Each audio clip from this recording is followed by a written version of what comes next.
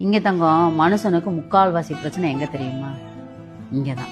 அவங்க என்ன நினைப்பாங்க, இவங்க என்ன நினைப்பாங்க. உங்களை பத்தி அடுத்தவங்க கணிப்பெல்லாம் ஒரு பக்கம் இருக்கட்டும், உங்களை பத்தின கணிப்பெல்லாம் இவங்க இப்படித்தான் இருப்பாங்கன்னு அப்படி கணிக்கிறாங்கல்ல, அந்த கணிப்பெல்லாம் ஒரு பக்கம் இருக்கட்டும். நீங்க இப்படித்தான் அப்படின்னு சர்டிபிகேட் கொடுக்க அவங்க யாரு?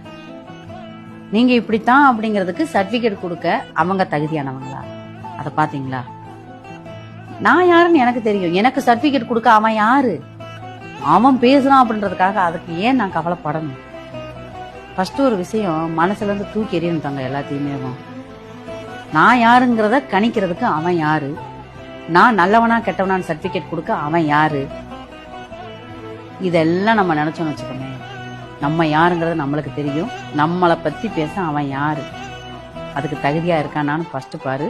அதுக்கப்புறம் அவன் பேசுறதுக்கு நீ கவலை.